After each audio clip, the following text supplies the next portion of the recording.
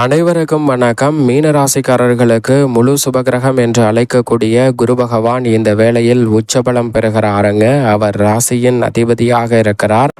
ராசியின் அதிபதியான குரு பகவான் உச்சபலம் பெறுவதால் உலகின் எந்த மூலையில் இருந்தாலும் இனி இது ஒவ்வொன்றாக நடந்தே தீரும் என்று சொல்லக்கூடிய வகையில் பல அதிரடியான வாய்ப்புகளும் சந்தர்ப்பங்களும் இந்த தருணத்தில் மீனராசிக்காரர்களாகிய உங்களை தேடி நிச்சயமாக வருகிறது. எனவே பெரிய அளவிலான சிக்கல்கள் விலகுவதோடு அதீத நன்மைகளை அள்ளி கொடுக்கும் இடங்களில் ஒன்றான பூர்வ புண்ணிய ஸ்தானத்தில் ராசியின் அதிபதியான குரு பகவான் உச்சபலம் பெற்றிருப்பதால் நிறைந்த நன்மையும் முன்னேற்ற வாய்ப்புகளும் தடையில்லாமல் உங்களை தேடி வரக்கூடிய அதிர்ஷ்ட யோக வாய்ப்புகள் இந்த தருணத்தில் மீனராசிக்காரர்களாகிய உங்களை தேடி வருகிறது. நிச்சயமாக இந்த தருணத்தை தவறவிடாமல் பயன்படுத்திக் கொள்ளுங்கள்.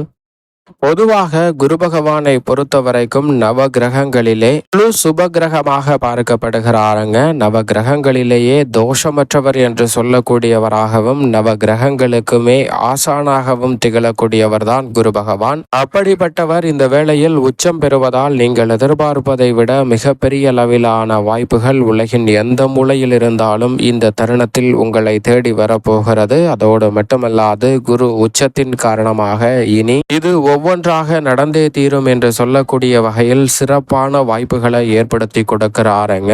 குறிப்பாக குரு பகவான் நேர்கதியில் உச்சம் பெறும் இந்த வேலை என்பது நீங்கள் நினைப்பதை விட மிக சிறப்பான நல்ல வாய்ப்புகளும் சந்தர்ப்பங்களும் கைகூடி வரும் அற்புதமான தருணமாக அமைகிறது. பல்வேறு வகையான சிக்கல், சிரமம், நெருக்கடி என்று சொல்லக்கூடிய விஷயங்களுக்கு நல்ல தீர்வு கிடைக்கும். குரு பகவான் தனது உச்ச வீடான சந்திரனின் ஆட்சி வீட்டில் உச்சபலம் பெற்றிருக்கும் இந்த வேலை என்பது இரட்டிப்பு நன்மையை கொடுக்க போகிறது. ஏனென்றால் மிக வலுவாக இந்த வேளையில் முக்கூட்டு கிரகங்கள் கடந்து செல்லக்கூடிய வேளையில் சுக்கிரன் மிக வலுவாக குருவுடன் இணைந்து சுக்கிர மங்கள யோகத்தையும் ஏற்படுத்தி கொடுக்க போகிறார். எனவே நீங்கள் எதிர்பார்ப்பதை விட பல நல்ல வாய்ப்புகளும் சந்தர்ப்பங்களும் இந்த தருணத்தில் சிறப்பாக கைகூட போகிறது. நவ கிரகங்களிலேயே மனித வாழ்க்கையை தலைகீழாக புரட்டி போடக்கூடிய அப்பரிவிதமான வளர்ச்சியை நேர்கதியில் கொடுக்கக்கூடிய ஒரு அற்புதமான கிரகமாக பார்க்கப்படுகிறாருங்க குரு பகவான். அது மட்டுமல்லாது எந்த ஒரு கிரகமும் குருவை பகை கிரகமாக பார்ப்பதில்லை. நவ கிரகங்களிலே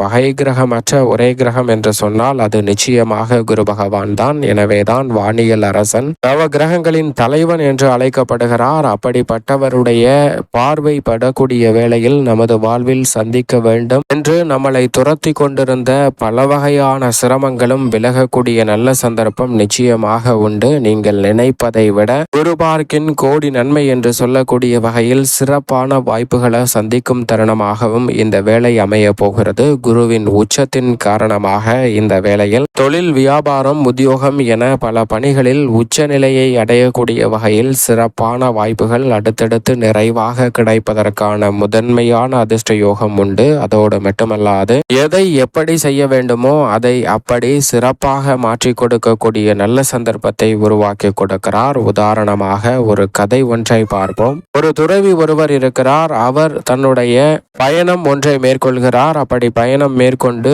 மீண்டும் திரும்பி கொண்டிருக்கக்கூடிய வேளையில் ஒரு ஆற்றை கடந்து செல்ல வேண்டிய ஒரு சூழல் ஏற்படுகிறது. அப்போது ஆற்றை கடந்து செல்லும் போது பல பயணிகள் அந்த படகில் வருகிறார்கள். அப்படி பல பயணிகள் வரக்கூடிய வேளையில் ஒரு நபர் அங்கு இருக்கக்கூடிய பெண்களை வம்பிழுக்கக்கூடிய வகையில் எள்ளி நகையாடுகிறார். அவரை பார்த்து இந்த துறவி ஒன்றுமே சொல்லவில்லை. மிகவும் அமைதியாக அந்த இடத்தை விட்டு அப்படியே கடந்து சென்று விடுகிறார். பிறகு தனது குருவை பார்த்து நடந்த நிகழ்வை அவரிடம் எடுத்து சொல்ல, அப்போது இந்த குரு அந்த துறவியிடம் சொல்கிறார், நீ செய்தது தவறு, அங்கு நடக்கக்கூடியது தவறு என்று தெரிந்தவுடன் உடனடியாக அதை தட்டி கேட்க வேண்டும் என்று சொல்கிறாருங்க. அப்போது பல சீடர்கள் அந்த இடத்தில் அந்த அறிவுரையையும் போதனையையும் கேட்டு தெளிவான மனநிலையுடன் அங்கிருந்து செல்கிறார்கள். இதே போன்று இன்னொரு சீடர் ஒருவர் பயணங்கள் செய்து அதே ஆற்று வழியாக கடந்து வரும்போது அதே நபர் மீண்டும் இந்த தருணத்தில் படகில் வரக்கூடிய அந்த நபர் பெண்களிடம் கேலி செய்து அவர்களை வம்பிழுக்கிறார். அப்போது இவருக்கு மிகுந்த கோபம் வந்து அவரை அடிப்பது போல் கையை ஓங்கி கொண்டு அவரை நோக்கி செல்ல அந்த நபர் பயந்து அப்படியே அவர் செய்த சேட்டையை முடக்கி கொண்டு அங்கிருந்து அந்த நபர் சென்று சென்று விடுகிறார்.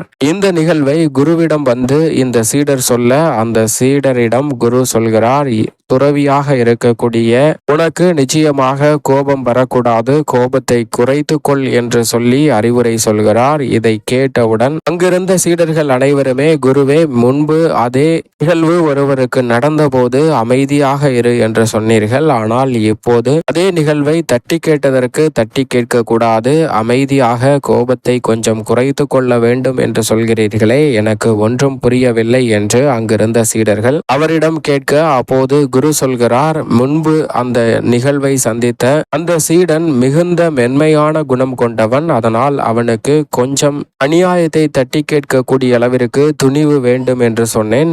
இவன் ஏற்கனவே துணிச்சலுடன் பல விஷயங்களை மேற்கொள்ளக்கூடியவன். அப்படி இருக்கும்போது இன்னும் துணிச்சல் அதிகரித்தால் சில பிரச்சனைகளை அதிகரிப்பதற்கான சூழல் உருவாகிவிடும். அதனால்தான் இவனிடம் கோபத்தை குறைத்து கொள்ள சொல்லி சொன்னேன் என்று சொல்கிறாருங்க. இது போன்றுதான் நம்மளுடைய வாழ்விலும் சில இடங்களில் வேறு மாறியாகவும் சில இடங்களில் இன்னொரு மாறியாகவும் நடந்து கொள்ள வேண்டிய ஒரு சூழல் இருக்கிறது. இந்த சூழலுக்கு ஏற்றவாறு நவ கிரகங்களின் தலைவன் குரு என்று அழைக்கக்கூடிய குரு பகவான் உச்சம் பெறக்கூடிய வேளையில் மிக சிறப்பான அமைப்பை நிச்சயமாக இந்த தருணத்தில் நமக்கு ஏற்படுத்தி கொடுக்க போகிறார் என்பதில் சந்தேகமே இல்லை. ஏனென்றால் குரு பகவான் உச்சம் பெற்றிருக்கும் இந்த காலகட்டம் என்பது அற்புதமான பொன்னான வாய்ப்புகள் தடையில்லாமல் உங்களை தேடி வருவதற்கான முதன்மையான சந்தர்ப்பத்தை உருவாக்குகிறது. சரியாக இந்த வேலையை பயன்படுத்தி கொள்ளுங்கள், இரட்டிப்பு நன்மை நிச்சயம் உண்டு.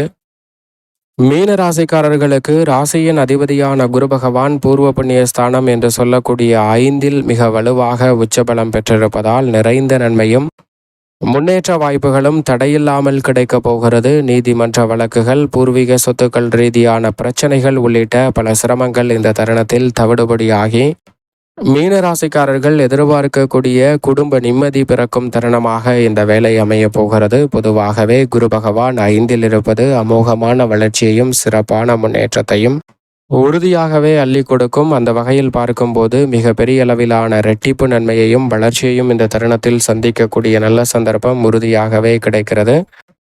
அதோடு மட்டுமல்லாது மிக வலுவாக குரு பார்க்கின் கோடி நன்மை என்று சொல்லக்கூடிய வகையில் குருவின் சுப பார்வை ஜென்மராசிக்கு கிடைக்கிறது. இதுவரை இல்லாத அளவிற்கு 7.5 சனி காலகட்டத்தில் ராசியின் அதிபதியான குருவின் சுப பார்வை ஜென்மராசியின் மீது கிடைப்பது உறுதியாகவே குதூகலத்தையும் கொண்டாட்டத்தையும் நிறைவாக அள்ளி கொடுக்க போகிறது. ஏனென்றால் 7.5 சனியில் ஜென்ம சனியின் ஆதிக்கம் நிறைந்திருக்கக்கூடிய இந்த வேளையில் ராசியின் அதிபதியான குருவின் பார்வை சனியின் மீது பதிவதால் ஜென்ம சனியின் ஆதிக்கம் நிச்சயமாக வீழ்ச்சி அடையும். பல சிரமங்கள் படிப்படியாக குறைவதோடு இனி வரக்கூடிய தருணத்தில் 7.5 சனியை பாதிக்கு மேல் கடக்கக்கூடிய வேளையில் இனிமையான பல நல்ல மாற்றங்களை உறுதியாகவே நிறைவாக சந்திக்கக்கூடிய நல்ல சந்தர்ப்பம் கிடைக்க இருக்கிறது. எனவே மீனராசிக்காரர்கள் இந்த தருணத்தை நிச்சயம் தவறவிடாமல் சரியாக பயன்படுத்தி கொள்ளுங்கள். அதோடு மட்டுமல்லாது குரு பகவான் 9 மற்றும் 11 ஆகிய இடங்களை பார்க்கிறாருங்க. பாக்கியஸ்தானம் ஆகிய 9ஆம் இடத்தை பார்ப்பதால் பல வகையில் நன்மை நிறைந்த வாய்ப்புகளும் சந்தர்ப்பங்களும் உண்டு.